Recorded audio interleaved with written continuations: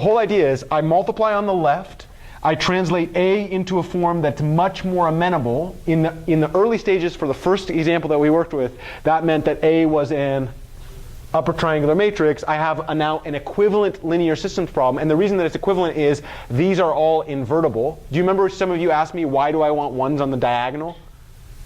You remember somebody asked that me in this class? Was it you, maybe? I think it was me. Yeah. And I was like, oh, we're going to get to that? We'll get invertibility is lesson 13 and lesson 14. If these were non-invertible, the solution that I get in the corresponding system may not be the solution to my original system. But the fact that these are invertible means that whatever solution I get with my equivalent system is actually identical to the solution that I want in my original system. It's a big deal. It's a really, really big deal that all of these were rank 1 updates of the identity, or at least 2 of them were, right? And permutations also are what we call orthogonal matrices. They don't change that underlying behavior, they just change the order, right? Once we had this thing, what was the premier algorithm that we talked about for this first method? Backward substitution. Claim, this paradigm actually underlies almost all of numerical linear algebra. You're stated with a problem that exists in modeling space, and then you want to do strategic manipulations of this thing to make it easier to solve. And the way you do strategic manipulations is by a sequence of matrix multiplications. Elementary matrices, can I tell you the sad fact? Elementary matrices are kind of poorly behaved. Givens rotations and householder rotations, orthogonal matrices are actually much better behaved, and that's beyond the scope of an introductory class, really. Yeah. If we're going to do this well, right? So the sad thing is these things actually can cause a lot of problems because they actually cause problems from the standpoint of numerical round-off. You can have catastrophic round-off with these things. And so it ends up that later in life, if you're actually going to do this in a numerical sense, the matrices that we multiply by are different matrices.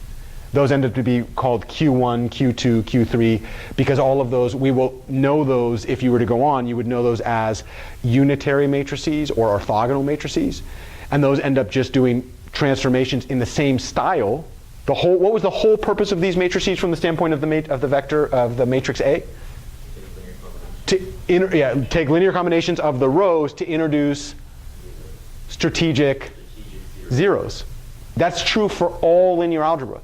Like the matrix that state from the model. Now let me ask you this. In all the modeling contexts that we've seen, are they trivial? What have you noticed about every modeling problem that we've seen in this class?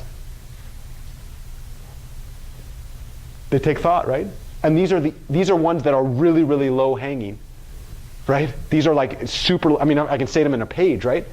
I was talking with this guy that got his master's degree, going on to a PhD in geology, and it was funny because he wasn't a mathematician, but he had coded up his own numerical linear solvers because he was working on geology problems which have to do with structural dynamics under earthquake.